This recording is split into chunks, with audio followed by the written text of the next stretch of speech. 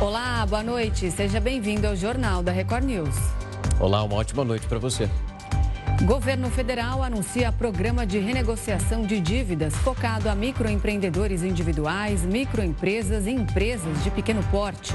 Polícia Federal apura uma suposta invasão no sistema de pagamentos do governo e provável desvio de recursos. Pesquisa mostra que 84% dos consumidores brasileiros que atrasaram contas em março já tinham aparecido no cadastro de inadimplentes nos últimos 12 meses. Relatório da Organização das Nações Unidas aponta que 70% dos trabalhadores ao redor do mundo têm a saúde exposta ao aquecimento global. Câmara dos Deputados dos Estados Unidos aprova pacote de 95 bilhões de dólares para ajudar países como Ucrânia, Israel e Taiwan. E ainda, novos tremores de magnitude 5,5 na escala Richter são registrados em Taiwan e Central Meteorológica emite sinal de alerta.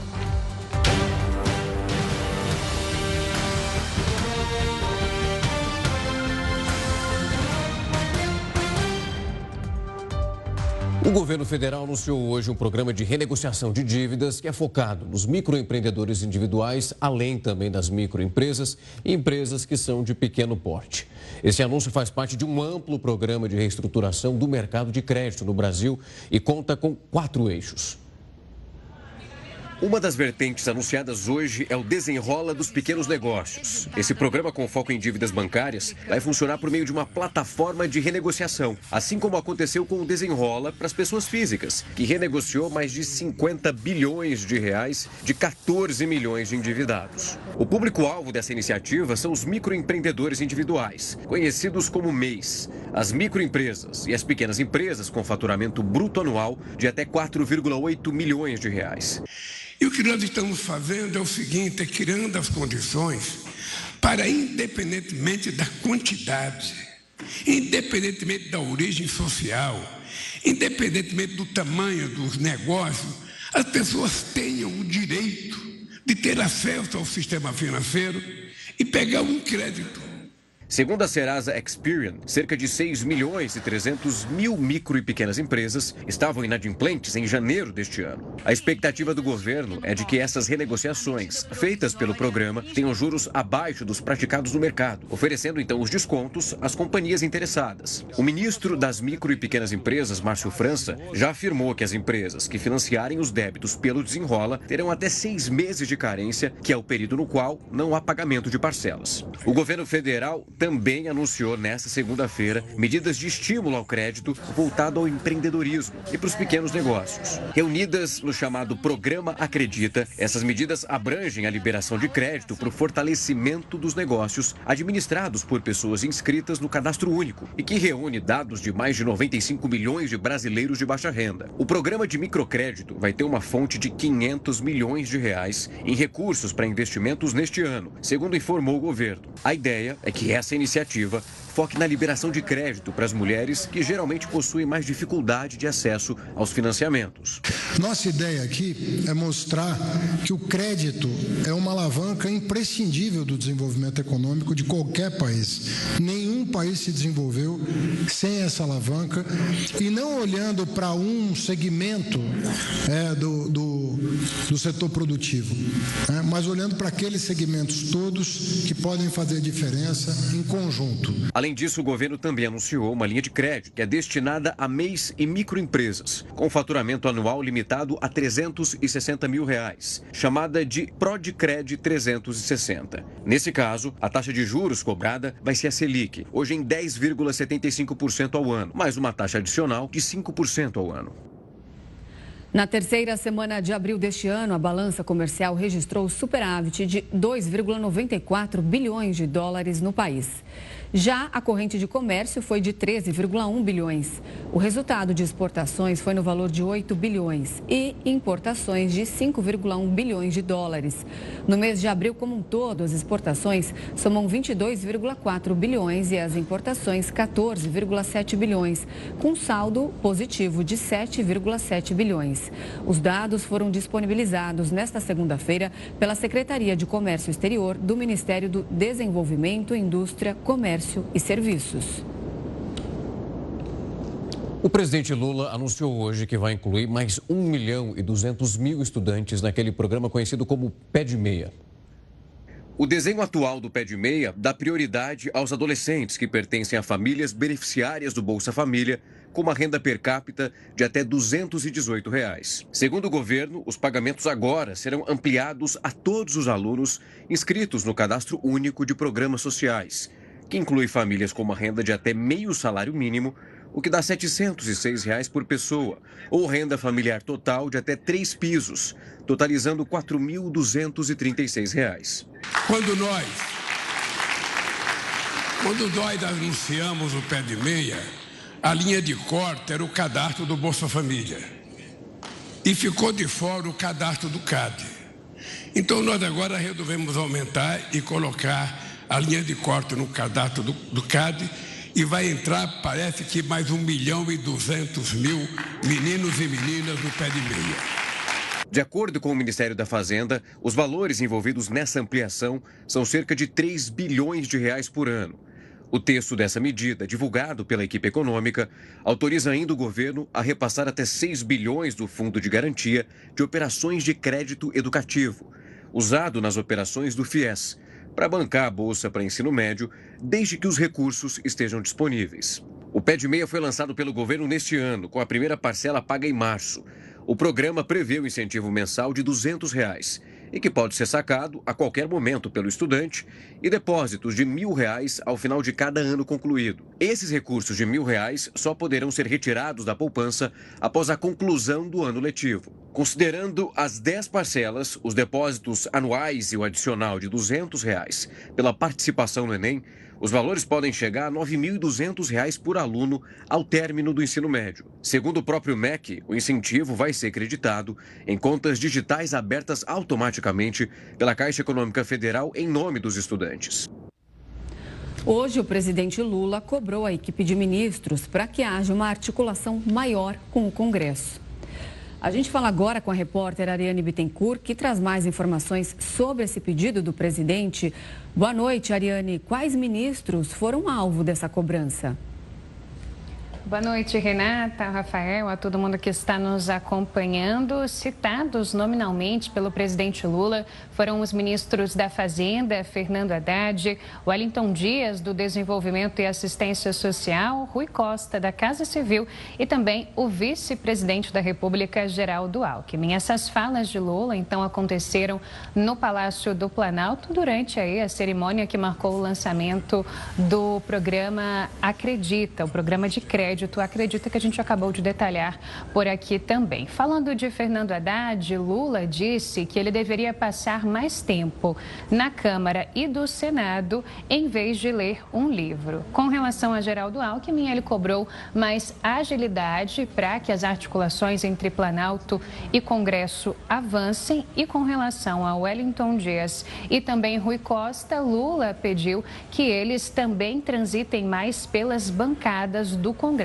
que gastem sola de sapato, tentando levar essa articulação à Câmara e também ao Senado Federal. Essas falas do presidente acontecem em um momento de crise, de fato, entre o Legislativo e o Executivo brasileiros. Haddad está também no centro de uma importante discussão que precisa da ajuda do Congresso, que é justamente a regulamentação da reforma tributária, que deve ser enviada já aos parlamentares nesta semana, e os demais ministros estão sendo de fato cobrados, inclusive publicamente, como aconteceu hoje, para que ajudem o presidente Lula nessa articulação, já que o governo tem minoria no Congresso Nacional. A gente lembra que na última sexta-feira, Lula se reuniu com ministros mais alinhados ali com a ala política, também com lideranças do governo no Congresso, e decidiu que deveria se encontrar tanto com o presidente da Câmara, Arthur Lira, quanto com o presidente do Senado, Rodrigo Pacheco, nesta semana.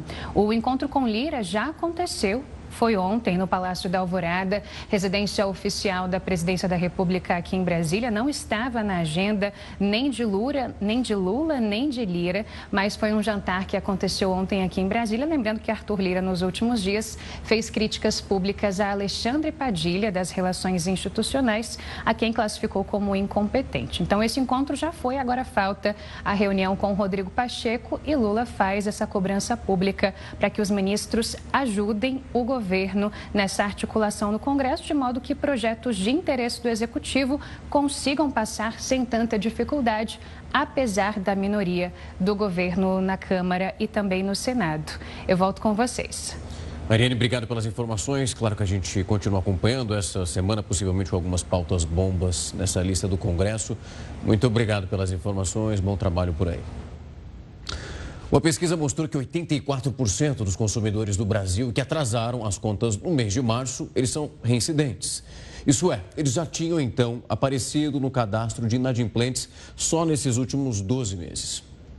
O levantamento da Confederação Nacional de Dirigentes Lojistas e do SPC Brasil apontou que, ao todo, considerando o universo de devedores reincidentes, 57,81% foram de consumidores que ainda não tinham pagado dívidas antigas até março. Outros 26,2% tinham saído do cadastro de devedores nos últimos 12 meses, mas retornaram. Já os 15,99% restantes não estiveram com restrições no CPF ao longo dos últimos 12 meses e, por isso, não foram considerados reincidentes. A pesquisa apontou ainda que, em média, após 2 meses e meio de atraso no pagamento de uma dívida, o consumidor volta a enfrentar dificuldades financeiras e se torna inadimplente.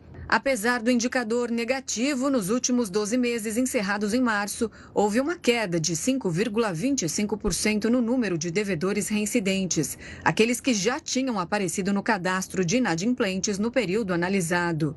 A comparação é com os 12 meses anteriores. De acordo com especialistas, uma dica importante é procurar o credor sabendo exatamente o quanto você deve e o quanto a dívida aumentou por causa dos juros. Além disso, é necessário se programar para pagar uma parte das dívidas todos os meses e só a partir disso tentar realizar uma renegociação de acordo com as possibilidades.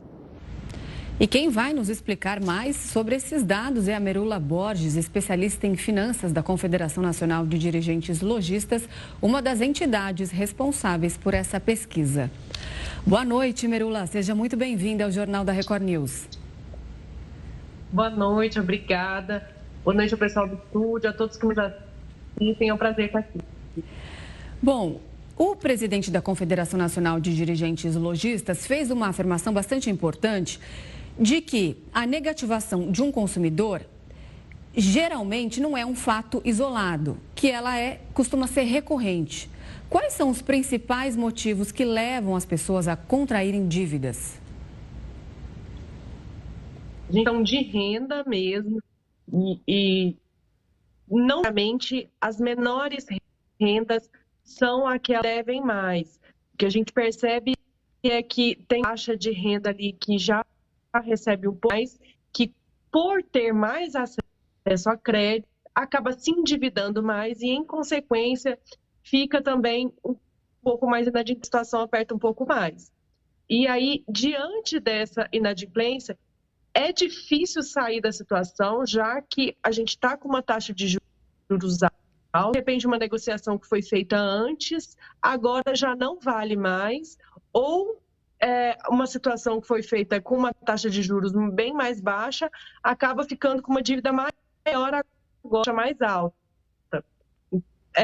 Preciso também ver as questões que envolvem a inadimplência, o que esse consumidor é inadimplência, para negociar e ter uma situação efetiva na hora de sair.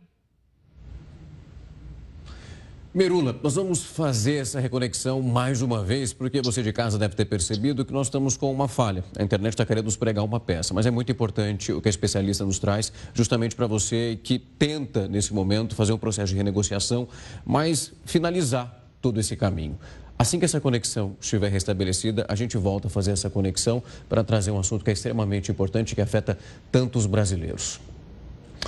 O advogado André Calegari deixou a defesa do bicheiro Rogério Andrade no Rio de Janeiro. Ele alegou, então, questões éticas para embasar essa decisão. Quem tem mais detalhes sobre esse assunto é o repórter Denis Queiroz. Boa noite, Denis. Olá, boa noite, Rafael e Renata, boa noite a todos. O advogado André Calegari deixou a defesa do bicheiro carioca Rogério Andrade. O comunicado foi endereçado ao ministro Nunes Marques, do Supremo Tribunal Federal, no sábado. O advogado informou no comunicado de renúncia ao STF motivos éticos e divergências estratégicas. Calegari foi o advogado responsável pela vitória de Rogério Andrade na semana passada, com a decisão de Nunes Marques no STF, que derrubou medidas cautelares como o uso da tornozeleira eletrônica e obrigações em horários noturnos. Na última terça-feira, Nunes Marques atendeu a um pedido do advogado do contraventor e autorizou a retirada da tornozeleira e o fim do recolhimento noturno. A defesa argumentou que Rogério Andrade cumpriu as restrições impostas pela Justiça e não violou o monitoramento feito pela tornozeleira eletrônica. A Procuradoria-Geral da República, porém, apresentou na sexta-feira um recurso ao STF contra a decisão do ministro Nunes Marques. Rogério Andrade responde a processos relacionados com a Operação Calígula, que investiga a atuação de uma organização criminosa para favorecer negócios ilegais dos envolvidos no esquema do jogo do bicho. Voltamos aos estúdios da Record News. O Ministério da Saúde confirmou que comprou 12 milhões e meio de doses da vacina Moderna, que é a mais atualizada contra a Covid-19. A previsão é que os imunizantes estejam disponíveis para toda a população entre 10 e até 12 dias. O Ministério tenta comprar essas doses desde dezembro do ano passado, quando a Anvisa aprovou o uso emergencial. Essa é a primeira vez que o governo, então, consegue comprar essas vacinas com as disputas entre as empresas, que ocorre quando há mais de uma tentativa de fornecer esses produtos para o governo federal com empresas que são diferentes. Entre os critérios de escolha nessa modalidade está o custo dessa oferta. E com isso, houve uma economia de 100 milhões de reais, segundo o próprio Ministério da Saúde. E um paciente de 72 anos testou positivo para a Covid-19 por quase 2 anos. O homem, que não teve a identidade e a nacionalidade reveladas, faleceu em outubro do ano passado. Mas o caso foi revelado apenas agora pela revista americana Time. Pesquisadores apontaram que ele foi contaminado pela variante Ômicron em fevereiro de 2022. Desde então, o paciente desenvolveu mais de 50 mutações. Apesar de ter recebido a dose de reforço contra a Covid, o homem sofria com uma doença no sangue e o sistema imunológico não conseguiu produzir anticorpos para combater o vírus. A dengue já deixou mais de 1.600 mortos no Brasil nesse ano. O total é 40% maior do que o que foi registrado ao longo de 2023, quando 1.179 pessoas perderam a vida por causa da doença. Esse número ele pode ser ainda maior. Isso porque há ainda 2.200 óbitos e que estão em investigação e que podem ter sido causados pela dengue. De janeiro a abril de 2024, foram mais de 3 milhões e 700 mil casos prováveis. A quantidade é mais do que o dobro do que foi alcançado no ano passado, quando 1 milhão e 600 mil pessoas foram infectadas pela doença, causada então pelo mosquito Aedes aegypti. E nós vamos agora voltar a falar com a Merula Borges, ela é especialista em finanças da Confederação Nacional de Dirigentes Logistas, uma das entidades responsáveis pela pesquisa sobre inadimplência no Brasil. Merula, eu tinha te perguntado quais são os principais motivos, então, que levam as pessoas a contraírem dívidas. Você estava me falando sobre a renda, que é o que é a maior influência em relação às dívidas. Eu queria te fazer agora um outro questionamento, se a gente consegue estabelecer uma faixa etária em relação também a sexo, homens e mulheres, a gente consegue traçar um perfil desses inadimplentes brasileiros? As mulheres devem mais ou menos a mesma quantidade. A diferença está em que devem, em termos de valor, um pouco mais do que as mulheres. Então, é bem dividido, bem distribuído entre homens e mulheres, mas que homens devem é um pouco maior, isso também deve ter um pouco, tem uma relação com o acesso a crédito que acaba vindo para quem tem um pouco mais de renda. Outra questão é com pessoas de idade entre 30 e 39 anos. As pessoas nessa faixa etária, normalmente, são pessoas que estão mais endividado, tem às vezes um financiamento de veículo, um financiamento de imóvel, está numa fase de cuidar dos filhos, com material escolar, essas dívidas e um valor maior do endividamento acaba para uma inadimplência maior, já que qualquer oscilação que tiver renda ou de taxa de juros leva essas pessoas a inadimplência. Mirula, eu quero pegar esse ponto da Renata, porque quando nós traçamos o perfil dessa pessoa nesse momento, no momento de realizar, então, o pagamento, ali nós temos uma inversão. Por mais que no momento de realizar a dívida, os homens e mulheres estão quase dentro do mesmo panorama. É uma diferença percentual muito pequena. Mas quando a gente inverte, no momento de fazer o pagamento, quitar aquela dívida, as mulheres, elas têm uma porcentagem um pouco maior. E quanto mais velho essa pessoa vai ficando, mais essa procura dela para acertar aquela dívida que foi feita no passado.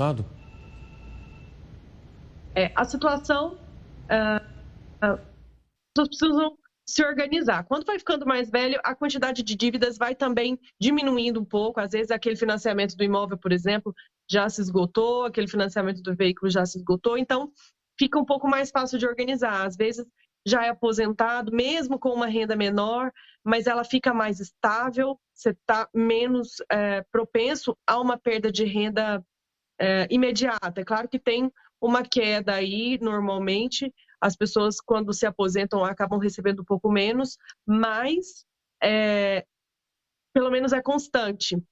A gente percebe nas nossas pesquisas de inadimplência que o que prejudicante que leva as pessoas para a inadimplência é quando tem uma perda de renda daquele do pessoa ou de algum membro da família. E também quando tem algum imprevisto. Tendo esses como os principais motivos que levam as pessoas a inadimplência, também que quando a renda acaba um pouco, mesmo ela sendo pequena, tem sim uma situação de inadimplência um pouco melhor. A gente vê vários esforços aí do governo para sanar esse problema da inadimplência, mas a gente vê que realmente é difícil. As pessoas acabam reincidindo, é difícil fazer uma boa negociação, às vezes a negociação é feita quando o consumidor ainda não está preparado, ainda não se preparou para aquele orçamento caber no bolso e acaba que deixa de pagar e volta para o cadastro de inadimplência. Mirula, em fevereiro desse ano, a gente tinha 72 milhões de pessoas aqui no país endividadas. Você acredita que falta para o brasileiro conhecimentos básicos de educação financeira, de saber a sua realidade, o que entra, o que sai todo mês, de colocar ali no papel? Essa desorganização, digamos assim, com o dinheiro é o que também muitas vezes acaba atrapalhando? Atrapalhando. Esse é um fator importante no momento de a gente falar de inadimplência. As pessoas acabam gastando mais do que podem. Com o avanço do número de fintechs e de bancos, também aumentou a quantidade de crédito disponível. E vários tipos de crédito que são ofertados ao mercado alcançam pessoas que não entendem muito bem como funciona a dinâmica daquele crédito que está sendo oferecido.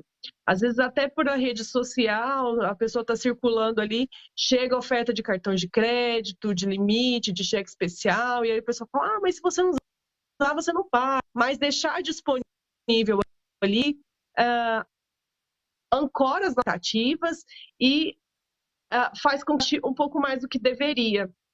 Acessar o site só para conferir ali como é que está aquela promoção, ficar procurando itens que é necessidade, acaba também levando as pessoas a um gasto maior e essa falta de conhecimento de como funciona a dinâmica de vários tipos de crédito leva a pessoa para um esquema de bola de neve, onde ela tem dificuldade de sair e por isso acaba reincidindo.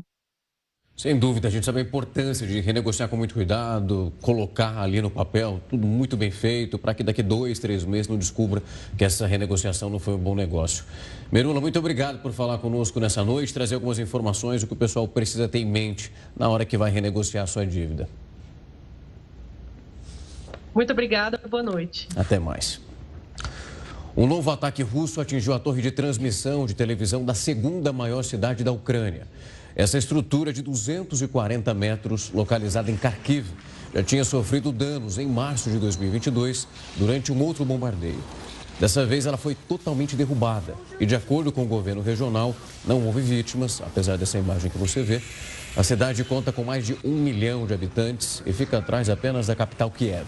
Para o presidente ucraniano Volodymyr Zelensky, esse ataque foi um ato de intimidação para deixar o terror visível para toda a cidade, além de limitar o acesso às informações. Zelensky ainda afirmou que as equipes estão trabalhando para que a emissora tenha esse sinal restaurado.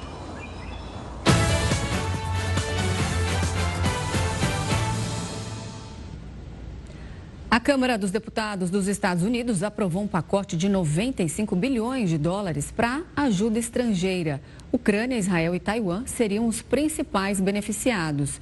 A medida segue agora para o Senado para aprovação final, apesar dos protestos de republicanos. E quem conta todos os detalhes para a gente é o correspondente Eliseu Caetano. Boa noite, Eliseu. Oi, Renata, muito boa noite para você, para o Rafael e para todo mundo que acompanha o Jornal da Record News.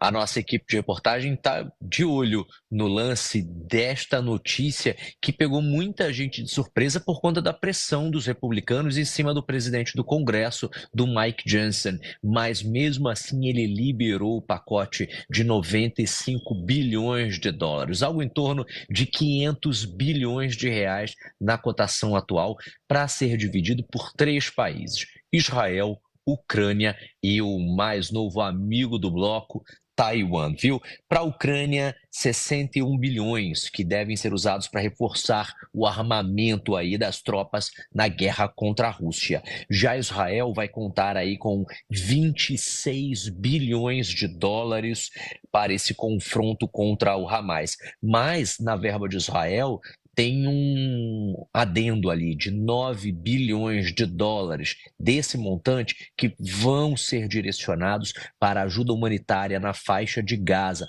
Foi um acordo costurado, azeitado entre as chancelarias de ambos os países, dos Estados Unidos e de Israel. Outros 8 bilhões desse montante vão ser enviados a Taiwan para combater a influência chinesa ali naquela região do sul do Pacífico. Agora, esses 3 textos vão para o Senado, onde mais tardar, de acordo com os especialistas, deve ser votado amanhã.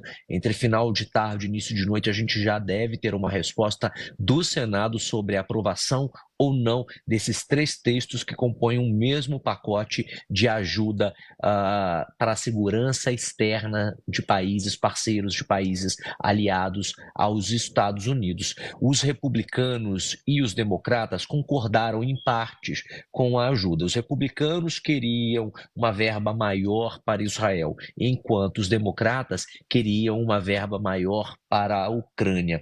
Vale lembrar que essa discussão atingiu até mesmo o atual comandante do país, Joe Biden, e o ex-presidente Donald Trump.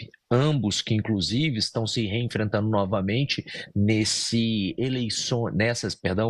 eleições americanas de 2024. Eles chegaram a comentar sobre o assunto. Donald Trump foi completamente contra, Joe Biden foi completamente a favor e, muito provavelmente, o que o Senado decidir amanhã também vai repercutir na fala dos candidatos à presidência dos Estados Unidos e também, obviamente, nas urnas, viu? Alguns republicanos votaram contra, inclusive alegando que os Estados Unidos não podiam arcar com mais despesas, já que a dívida nacional ultrapassa aí a casa dos 34 trilhões de dólares. Mas amanhã a gente vai atualizar essa notícia aqui ao longo da programação da Record News. Será que vai acontecer? Só a ver. Eliseu, tem um outro ponto que é importante a gente tocar nessa noite, que é o julgamento de Donald Trump, que entrou no seu 8º dia. E nessa fase ali são ouvidas essas testemunhas de acusação. Os promotores, inclusive, disseram nesse comecinho de semana que o ex-presidente orquestrou um esquema criminoso para corromper as eleições presidenciais lá em 2016. Como que essa fala repercutiu por aí? Pois é, repercutiu não apenas internamente, mas também no cenário internacional, uma vez que Donald Trump tem negócios em outros países do mundo através da Trump Corporation. Aliás, o ex-presidente negou todas as acusações, disse e repetiu mais de uma vez que está sendo perseguido politicamente e não financeiramente, que não cometeu fraude alguma, apesar do ex-advogado e ex-fiel escudeiro Michael Cohen afirmar em depoimento que sim, que Donald Trump passava pagamentos para que ele repassasse para outras pessoas, como no caso da ex-atriz de filmes adultos Stormy Daniels, que é acusada de ter recebido $130 mil do ex-presidente Donald Trump enquanto ele concorria às eleições de 2016 para ficar quieta e não dizer publicamente que tinha um caso com o ex-presidente. Aliás, hoje, depois, o David Pecker, que é o jornalista da National Enquirer, que foi responsável por descobrir esse caso. E segundo os autos, ele teria se unido a Donald Trump para fazer com que o caso não ganhasse proporções, não ficasse conhecido. Então, ele teria sido o intermediário de Donald Trump para comprar a história de Stormy Daniels e fazer o que eles chamam aqui de catch and kill, que é comprar uma história e matar essa história para que ninguém mais soubesse. Mas aí a história vazou e obviamente, a gente tem acompanhado isso lá desde 2016. São 34 acusações apenas neste processo criminal que pesam contra o ex-presidente Donald Trump. São acusações de falsos registros, falsas movimentações financeiras e por cada uma delas ele pode ser condenado até no máximo 4 anos de prisão. Inclusive, esse julgamento deve ser o único dele encarar antes do fim do ano, antes das eleições. E o juiz João Merchan está correndo contra o tempo porque, de acordo com os especialistas, Donald Trump quer empurrar o máximo que ele puder esse processo para frente, para quando ele for presidente, obviamente, ele terá imunidade e não responder a qualquer que seja o resultado aí desse julgamento. A gente também vai acompanhar de perto amanhã, começa às 9 horas da manhã e, claro, a gente vai estar de plantão desde cedinho aqui na Record News. Eu volto com vocês ao estúdio. Obrigada, Eliseu, pelas informações. Uma boa noite para você, então, até amanhã. Boa noite. Sistema de administração financeira do governo federal é alvo de uma invasão em abril e há suspeita de que autores do ataque tenham desviado recursos da União. É o que a gente fala já, logo depois do intervalo.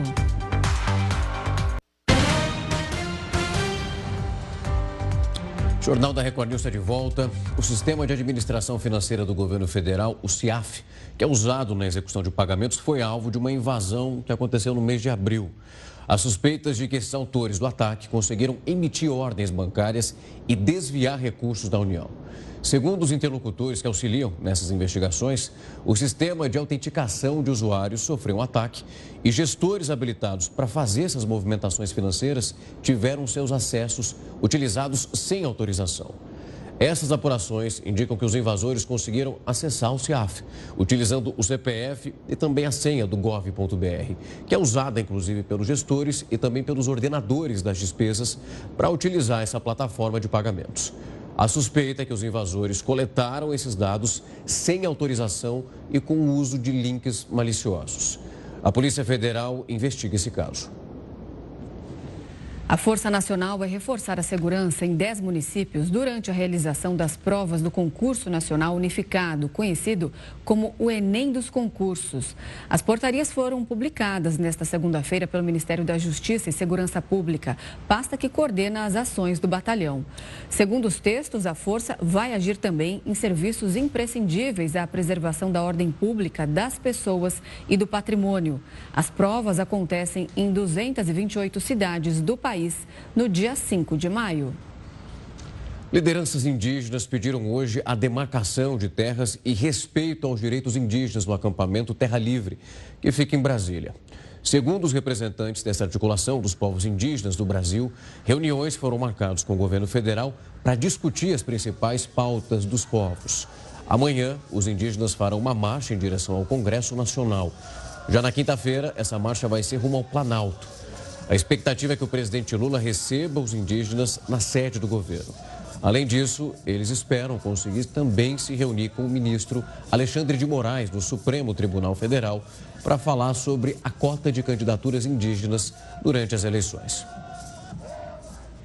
De acordo com a Organização Meteorológica Mundial, a Europa registrou um número recorde de dias com sensação térmica acima dos 46 graus Celsius em 2023. As altas temperaturas provocaram prejuízos de 14,3 bilhões de dólares e impactou mais de 2 milhões de pessoas. O fenômeno, denominado estresse térmico, é extremamente perigoso para as pessoas vulneráveis, como os idosos ou aquelas com problemas de saúde pré-existentes. O índice leva em consideração não apenas as temperaturas elevadas, mas também a umidade, velocidade do vento, luz solar e o calor emitido pelo ambiente. Ainda de acordo com o estudo, a temperatura na Europa aumenta em um ritmo 2 vezes mais rápido que a média global. O ano de 2023 também foi um dos mais chuvosos da Europa, com grandes inundações que afetaram 1.600.000 pessoas. A maioria dos trabalhadores do mundo, pelo menos, enfrentam uma série de riscos de saúde e que são ligadas à mudança climática, de acordo com o alerta que vem da ONU. A organização destacou que os trabalhadores agrícolas e também os outros que realizam trabalhos que são pesados em climas escaldantes podem estar expostos a diversos perigos. Entre eles tem o calor, que é excessivo, a radiação ultravioleta, uma contaminação do ar, as doenças que são transmitidas por vetores e também fertilizantes. Os trabalhadores em ambientes abafados ou então espaços que são mal ventilados também enfrentam esses riscos que são significativos. O documento indica que em 2020 se calculava um número que chega a 2,4 bilhões de trabalhadores, ou mais de 70% dessa força de trabalho mundial, estavam expostos ao calor excessivo em algum momento do seu dia. Para a gente falar mais sobre esse assunto, nós vamos entrevistar agora o Vinícius Pinheiro. Ele é diretor do escritório da Organização Internacional do Trabalho para o Brasil. Boa noite, Vinícius. Seja muito bem-vindo ao Jornal da Record News. Boa noite, Renata. Boa noite, Rafael. Bom, nós temos visto e também noticiado frequentemente aqui as consequências do aquecimento global, das mudanças climáticas. Agora, então, no que diz respeito aos trabalhadores, essas consequências também são importantes e perigosas? Essas consequências são nefastas, Renata. O aquecimento global já é uma realidade, né? Como você demonstrou nos números lançados hoje. Essas cifras para o Brasil, nós aplicamos o mesmo coeficiente global, né, de 70%, aplicado ao Brasil, quer dizer que são 70 milhões de trabalhadores que estariam expostos, né, a um risco, né, de adoecimento, né, ou de um impacto muito severo, né, em relação, em especial, ao aquecimento global. E desse total, 20 milhões estariam em áreas cujo risco é maior, né, que é a área de transporte, a área de construção civil e a área de agricultura. Então, isso requer respostas imediatas. Vinícius, quando a gente olha o que foi divulgado por esse levantamento, ali tem um número que é aterrorizante, de 23 milhões de lesões todos os anos que esses funcionários, esses trabalhadores, eles passam por esse processo que é de tamanha delicadeza. A gente fica tentando imaginar ali quantos casos ainda não são subnotificados, porque não há uma procura para que tudo isso seja colocado numa planilha para a gente entender também o tamanho dessa magnitude toda. Quando a gente olha para tentar quebrar esse ciclo, você acredita que os trabalhadores ainda permanecem nessa condição devido à falta de possibilidade, mas também, inclusive, por falta do empregador, de valorizar o que acontece nesse momento e com a situação é perigosa para os próprios funcionários e, por isso, vai se levando até um limite? Olha, é importante ressaltar que é claro que esse número tem um custo de vida, né, um custo de saúde que é, em muitos casos, imensurável, né, que pode significar, inclusive, a morte, não só por causas imediatas, né, mas por doenças de longo prazo, né, entre, por exemplo, as doenças que estão se agravando por conta do aquecimento global, está o risco de infarto, né, doenças cardiovasculares, doenças renais, doenças, inclusive problemas de saúde mental, que tem impacto a curto prazo, mas além disso tem impacto grande sobre a produtividade. Então, o que está em risco aqui é a sustentabilidade dos negócios. Então, é importante que os empregadores eles tenham essa mentalidade, não somente para preservar, né, para respeitar os direitos dos trabalhadores, mas também para garantir a própria sustentabilidade dos seus negócios. Então, a implementação de medidas concretas, né, inclusive acordadas com os trabalhadores, é um investimento, né, não só nos direitos trabalhistas, mas também na produtividade, na lucratividade e na sustentabilidade futura das empresas. Diante desse problema que é global, afeta o mundo todo, os países precisariam já revisar suas leis ou criar novas regulamentações para proteger esses trabalhadores, já que a gente não tem uma solução para esse problema a curto prazo? Não, sem dúvida, né? Os países eles têm que ser muito dinâmicos, né, em relação à adequação às mudanças climáticas. Porque o que acontece é que as mudanças nas normas, às vezes, elas têm um processo que é muito lento, né? E o que está acontecendo é que a temperatura está crescendo de maneira muito mais acelerada do que se previa antes. Tá? Então é fundamental regular, né, as questões da exposição ao calor. No Brasil já existe, né, uma norma, que é a norma suplementar número 15, mas tomando em consideração situações específicas, né? Não somente a temperatura, mas também a umidade relativa do ar, a velocidade da circulação, né, do ar, a carga térmica, se o trabalho é pesado, se não é pesado, né? Então tudo isso entra nessa equação, né? E além de tudo, né, e principalmente, né, é fundamental haver negociação coletiva, né? Porque no final das contas, né, quem conhece a realidade do setor são aqueles que estão trabalhando, né? Então o diálogo entre trabalhadores e empregadores é fundamental, né, para estabelecer acordos, né, de como essas questões, né, de exposição ao calor e também da necessidade das medidas necessárias que devem ser tomadas, elas podem ser acordadas entre as partes. Não, sem dúvida. A gente tenta acompanhar de perto como o governo brasileiro, não só na esfera nacional, mas também, como a Renata citou muito bem, como os outros países estão se comportando para mudar esse panorama, porque nós sabemos a quantidade de pessoas, principalmente num país como o nosso, onde a agricultura é tão forte, a quantidade de pessoas que acaba sendo afetada. Vinícius, muito obrigado por vir aqui conversar conosco e trazer um pouco desse panorama e os levantamentos dessa pesquisa. Certo, obrigado e boa noite. Até mais. Boa noite. O presidente argentino Javier Milei falou agora há pouco sobre os resultados econômicos durante os primeiros 4 meses dele no governo. Ao lado dos ministros e também do presidente do Banco Central, Milei afirmou que a Argentina registrou um superávit de 275 bilhões de pesos em março. Esse, então, foi o terceiro mês seguido que essas receitas argentinas superaram as despesas. De acordo, então, nesse momento, em que foi o primeiro trimestre de Milei, dentro desse superávit fiscal, foi o mais presente desde 2008. Para o presidente argentino, esse é o primeiro passo para que o país supere os problemas com os aumentos dos preços. O país encerrou o ano passado com um aumento de 211% na inflação. Desde o início do governo, Milei adotou medidas como o corte de gastos e também a redução de servidores públicos. A meta do país é alcançar um déficit zero ainda esse ano. O prazo para as empresas de alimentos incluírem as informações sobre gordura, sódio e açúcar nas embalagens dos produtos acabou hoje. A partir de agora, os rótulos precisam estar com a nova identificação nutricional. É o que você confere logo depois do intervalo. O Jornal da Record News volta em instantes.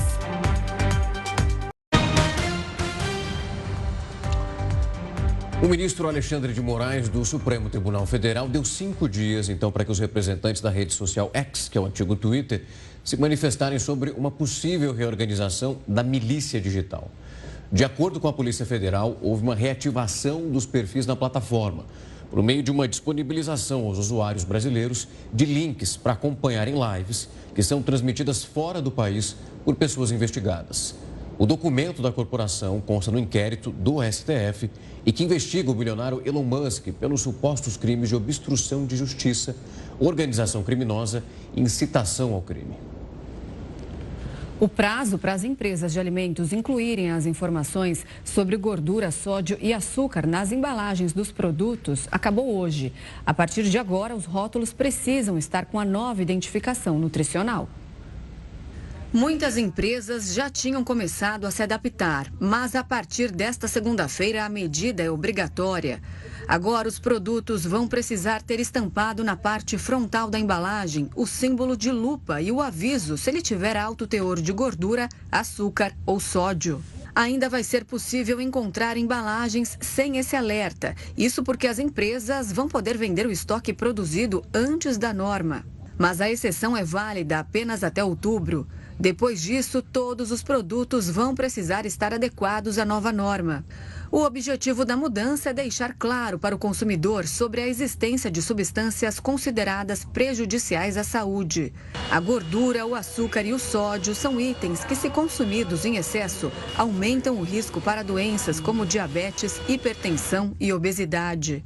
A Anvisa argumentou que o alerta no rótulo pode fazer com que os clientes saibam o que estão consumindo e façam escolhas melhores na alimentação. Para entender se essa mudança na embalagem pode ajudar a prevenir essas doenças relacionadas ao coração, nós recebemos agora o cardiologista Carlos Rácio. Boa noite, doutor. É um prazer recebê-lo aqui. Boa noite, Rafael. Eu que agradeço a oportunidade. Obrigado. Doutor... Boa noite, Renata. Renata já está aqui também, com várias perguntas para a gente tirar e entender o que a gente vai entender a partir de agora. Doutor, quando a gente olha para essa embalagem, automaticamente o que sai das fábricas nesse momento, é obviamente que nós temos uma noção muito clara daquilo que é saudável ou não. O senhor que acompanha esses pacientes de perto, acredita que essa mudança na embalagem pode mudar o comportamento dessa pessoa para que ela realmente esteja vendo ali os números, o que consta naquela bolacha, naquele salgadinho, mesmo que internamente nós temos a noção que aquilo não é saudável, ali, estampado nessa embalagem, pode mudar a visão do paciente sobre o produto? Assim, uma ideia que levou a esse tipo de modificação na indústria, né, as recomendações, é a transparência, né? Porque, por mais óbvio que pareça ter uma aparente, né, a aparência do alimento, por mais óbvio que pareça ser prejudicial ou benéfico, na verdade, nem todos têm essa informação. Então, assim, quanto mais transparência e um alerta bem claro que agora a nova lei traz, e isso aí eu acho que conscientiza e traz mais informação e aprendizado, né? Pouco a pouco, a população vai aprendendo aí o que realmente é um produto bom, um produto que vai trazer qualidade e saúde no futuro e um produto que pode levar você a ter outros problemas de saúde, aí, como citados pela reportagem, obesidade, hipertensão, diabetes e aumento de incidência de doenças cardiovasculares. Doutor, exatamente nesse ponto que eu queria chegar, a gente tem ali em destaque, então, nas embalagens, essas 3 substâncias: sódio, açúcar e gordura saturada. O mal que elas fazem à nossa saúde é o mesmo em relação a açúcar, sódio, gordura? O que elas podem causar para a gente de prejudicial? Então, assim, cada uma atua em uma determinada característica, né? Por exemplo, o sódio, por exemplo, atua mais na doença chamada hipertensão arterial sistêmica, né? Por sua vez, o açúcar e a gordura atuam ali na obesidade. O açúcar em excesso atua no diabetes. E todos esses 3 que nós citamos são fatores de risco dos mais importantes, ali, talvez junto com o tabagismo, o sedentarismo e algum grau de herança genética, talvez são ali em conjunto os fatores mais importantes de risco para a gênese das doenças cardiovasculares, como infarto, AVC, problemas de dissecção aorta e vários outros problemas aí relacionados às doenças cardiovasculares. Então, cada um tem o seu grau de importância, não necessariamente para a mesma doença, mas sim, eles têm um grande fator contribuidor aí para a gênese dos diversos fatores de risco. Doutor, quando a gente olha o número de consumo para esses alimentos, infelizmente não só no Brasil, mas em vários outros países, há uma crise envolvendo a obesidade. Alguns especialistas definem até como uma epidemia, onde as pessoas continuam consumindo esses alimentos que não são saudáveis e de uma maneira muito acelerada. Quando a gente olha para essa tentativa de transição, é um reflexo exatamente da dificuldade de fazer com que essas pessoas, até antes delas se tornarem pacientes, que elas consigam reverter esse processo. O quão difícil, o senhor que lida exatamente com essa realidade todos os dias, fazer com que as pessoas, mesmo já num quadro de uma pressão alta ou então já diabetes, abandonem esses hábitos? Então, assim, não é fácil nem convencer o paciente que precisa de um tratamento medicamentoso, usá-lo todo dia. Imagina mudar hábito também, né? Então, assim, esse é o grande desafio do tratamento da doença cardiovascular, né? Como regra geral. A doença cardiovascular, diferentemente, por exemplo, de uma doença infecto-contagiosa, que você toma ali o seu antibiótico, antiviral e trata ali por alguns dias a semanas, a doença cardiovascular é basicamente uma mudança de estilo de vida. Então, assim, uma alimentação correta hábitos de atividade física regulares, hábitos de sono saudáveis e o tratamento medicamentoso, eles são contínuos, né? Então, assim, a mudança de estilo de vida não é para o próximo verão, né? É para as próximas décadas, né? E para sempre, né? No seu estilo de vida, se você quer ter uma saúde cardiovascular de longo prazo. Então, assim, o desafio da aderência à terapia medicamentosa e não medicamentosa, isso aí é o grande...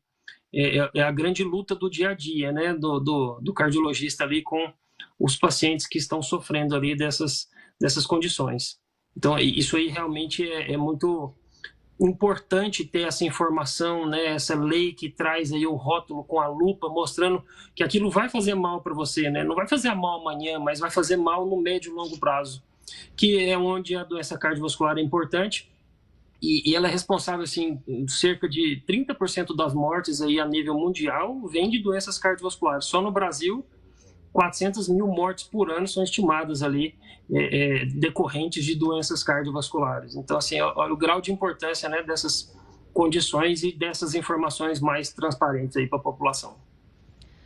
Tá certo, a gente conversou com o cardiologista Carlos Rassi. Doutor, muito obrigada pela entrevista, uma boa noite, até a próxima. Até mais, doutor. Boa noite, eu que agradeço. Obrigado. E o serviço de agendamento online para emissão de passaporte segue suspenso e sem previsão de normalização. O Jornal da Record News volta já.